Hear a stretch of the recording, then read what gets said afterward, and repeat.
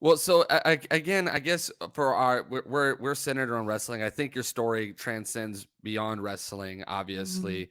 But for those who are the wrestling fans here who are familiar with your work, could you kind of give them maybe just a little preview of what they can find in your book? If there's just a little thing you could touch on, for them to maybe get excited for. Well, it's a woman of growth, a woman that was brought up in an era of uncertainty where men were very prominent in our industry and both industries that I was in. So not only was I beating my head against the wall constantly trying to make a change, but to be heard was to be told we are obnoxious. When we wanted to make a change, we were hard to work with. So it was it was very difficult working with an industry that was against you in some part, but yet wanted you for the how do you say, like the lascivious acts of promoting a horrible situation of how women should be promoted in pro wrestling back then, right? So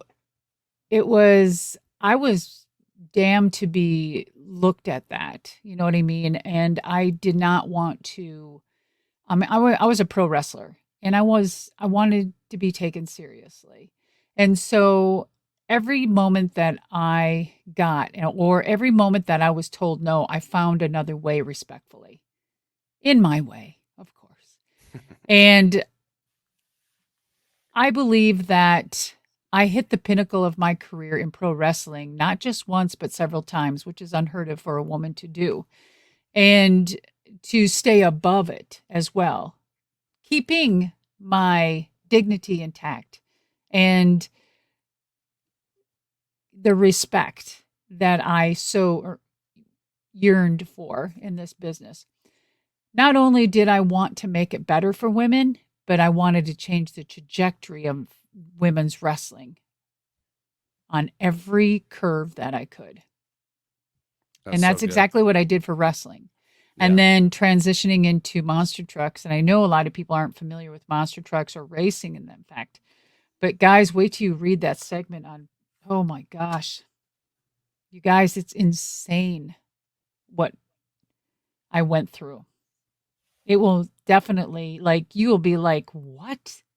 It was like a woman stepping back in the 70s and 80s of pro wrestling in today's time and Mm. being treated that way. It's incredible. So there I am again, reliving something, but yet way smarting, knowing how this is a good old boys club. Remember, good old Southern wrestling. And hey, I've been a girl of big old pickup trucks, and I've been a gearhead my whole life, riding Harleys and four wheelers and dirt bikes and blah, blah, blah, blah, right? So I got it. But these were Southern boys. And for a woman to come into their world and shake it up, and especially a woman that they saw that was on TV and thought I was a prima donna, but they knew nothing about me, their world just got rocked. Man, I got And chills. it was very, very, and then that's just, can you imagine getting 20 years of wrestling and 20 years of monster trucks in a book? You can't, Mm. right? So there's other stuff. After this book, there's other stuff coming out. So um, now combine those two with my life. And there are some deep, dark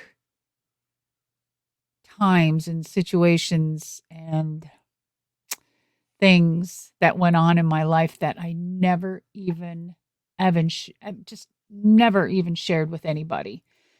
And I knew one day when I got into this business beforehand that I chose my name, trademarked my name because I knew the end game is I said to myself, if I'm going to get into this and leave nursing and go into pro wrestling, I'm definitely going to go ahead and someday make a movie out of this or I'll write a book. But everyone thought I was crazy 40 years ago, right? So then that was my goal way back then. And I knew exactly what I wanted to do. And I was on a mission.